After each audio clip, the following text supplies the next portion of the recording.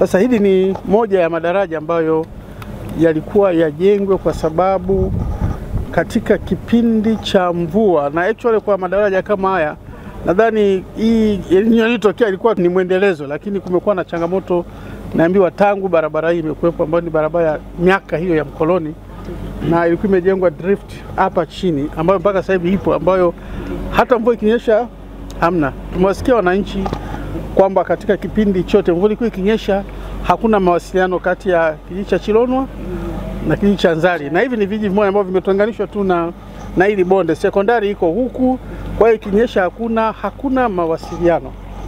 Lakini serikali katafuta fedha, Mheshimiwa Rais akawezesha miradi hii kutekelezwa, miradi mingi ambayo takriban nchi nzima inakwenda kwenye bilioni 800, na huu mradi una bilioni zaidi ya 14 kurahisisha mawasiliano ambayo yalikuwa katika kipindi chote cha mvua. Sasa ukiangalia ujenzi, nadhani ujenzi umekwenda vizuri, tuko hatua nzuri, na naambiwa tarehe 30 wanatakiwa wakamilishwe, mwezi Desemba wakamilishe.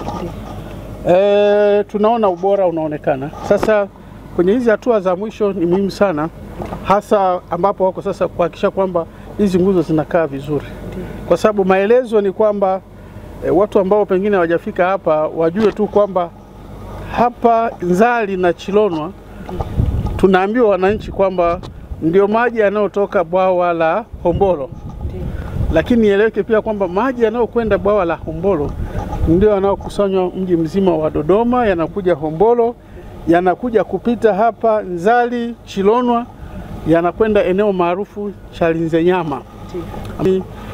Kuna hizi approach roads ambazo mmeinua kuzuia ili daraja liwe jembamba, lakini eneo ni kubwa sana ambalo limejengwa kwa maana zaidi ya kilomita 1.5.